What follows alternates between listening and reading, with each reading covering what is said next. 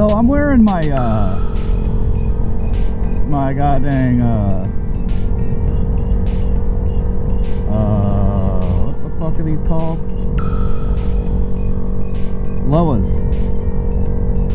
Loa boots. They're fucking, I love these boots, dude. I'm gonna season them, I think, later. I seasoned my Justins. I think I waited way too long in between seasoning my Justins, and I used the wrong kind of seasoning. I went off, dude, so I didn't even season though. I went off the recommendation of somebody, which I probably shouldn't have, or maybe at least looked into it a little bit more, but he's like, toilet bowl wax works wonders. I'm like, what? So I used to own a company that failed miserably, not because of my quality of work, but because of my location. I'll get to that in a second. So I did odd jobs, and I had toilet bowl wax lying around, and I'm like, well, I'm never gonna fucking use this, and if I do need to, it's gonna be my own toilet, and I'll just go get more or whatever. I don't want to. So sure as shit. So I did it outside. I don't have a hairdryer, so I just did it outside. It was like a 90-something degree day. I set the toilet bowl wax in the sun. I put the boots in the sun, warmed them all up and all that, and I applied it, and they did a really good job of waterproofing, you know, but it's toilet bowl wax. It's designed for toilet bowls, you know, like, unless it said toilet bowl wax and boot seasoning, you know, but it doesn't. It said just toilet bowl wax. So my dumbass, yeah, anyway, they're my Justins, they're a fucking $200 pair of boots, and they're all cracked and shit, and you know, when I'm riding with them on, I end up getting water in my feet. So it's just like, and they're supposed to be waterproof or just water resistant, but it's like, I fucked up, and hopefully this seasoning will help. It'll get in there, get in those cracks, and you know, apply a little bit of water protection in those areas. But yeah, I did that today with proper boot seasoning. You know, I took a drill with a soft bristle head to it, cleaned it off, wiped it down, let it dry, and then applied the boot wax. It's not even really a wax. This stuff is more of a sauce. You know, it's got the consistency of warm barbecue sauce. And yeah, so I hit it once. Either when I get home tonight or tomorrow, at some point in time, I will apply the seasoning again, just to have a second layer, a little second coat. But these Loas, dude, oh my god, they're nice. I feel like they're a little tight around the toes, even though these are a wide boot. They're 9.5 wide, and they feel a little tight. Now, I've only put about, maybe 15 miles into them, so that might be why they're not really broken in. I mean, fuck, look at them. They look brand new, except for that scratch on the top. I was doing a little yard work, and that's from, well, what about this one? Yeah, that one's fine. But these are hiking boots, and, but they're like a versatile kind of boot.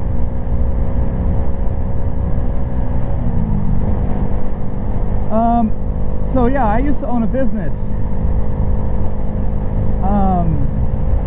It was open for a year, and it failed. And so, you know, I put in my own investment capital.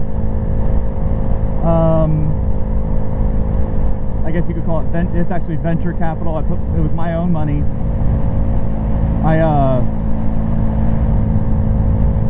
I had a a full-time job at the time, so I figured, I'm like, look, because I'm going to quit this job, I hate it, and I'm going to run this side business, or I'm going to start a side business and work on the weekends, and then once I get 3 solid days of work, because 3 solid days, I mathed it out, 3 solid days of that work would pay me directly the same as 5 days working all those fucking hours. I was working at minimum 10 hours a day, not counting my 4-hour commute. 3 to 4 hours, depending on the location.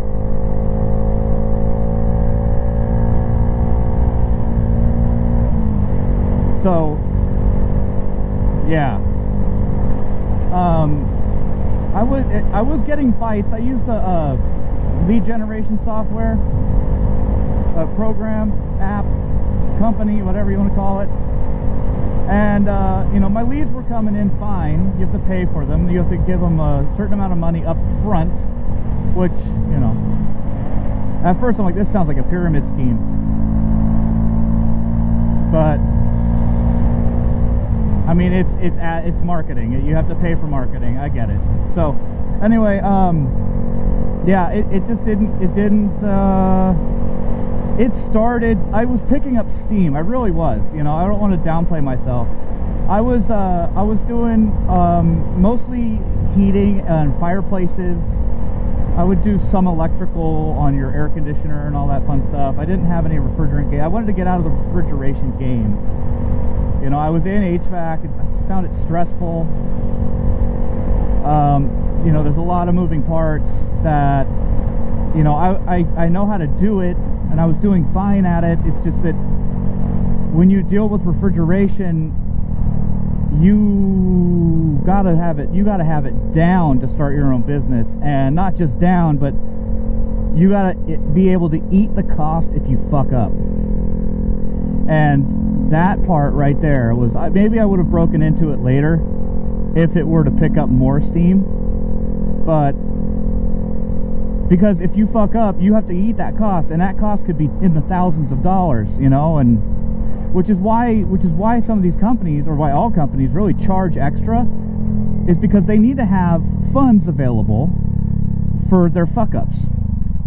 You know, I'm not talking like insurance and liability type fuck ups. I mean like misdiagnosing or installing the wrong part in something. You know, once you break the seal on something like a control board, that thing's fucking toast, and like no one's gonna want it. So you just have to like either keep it for a fucking rainy day, or, you know, you can, if you subscribe to some of these warehouses, you can return it at a, you know, they'll give you like 10% back for it or something like that. It just gets recycled. So depending on the board too, because some of the older boards, they don't want anything to do with it, you know. So anyway, the thing was, I was getting bites and I was getting jobs, but they were all in northern fucking Portland, northwest Portland, you know, Terwilliger, over there, Hillsboro, Beaverton area. Like, so I would have to, you know, after my job that I hated, I was making 100 grand easy. I think the most I made was 120 on my own without my wife. And but I was working, you know, 10 hours a day with a rotating on-call schedule, and I was like, So anyway, I was driving, you know, all those hours unpaid to and from work during my normal job, and then I'd have to do that again on the weekend in my truck, you know, and on the weekend there's no warehouses are open. I don't have a stock of stuff, and it just, you know, and that's the way it is when you're starting a small business. You know, you're kind of fucked, and you just have to persist and keep going and fight. You're basically battling against current. So but yeah, I mean, I had a lot of fun doing it until I didn't. And so you know, one day I was just like, you know what, I can't do this anymore. It's not taking off. I mean, if I gave it more time, maybe it would have, but the more I played with it, and the more I was like, you know, in charge of finances and taxes and doing all this stuff, I'm like, this fucking sucks. I hate it. I don't like it. I don't like this. I understand why people don't start their own business, and I also understand why people do start their own business. So I decided, you know what? I started at that point in time. I started getting my my VA disability checks in, and I'm like, dude, what am I doing? I don't.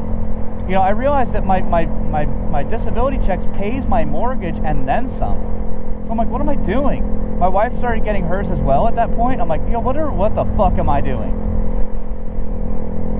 I know that if I kept with HVAC, you know, we would be balling.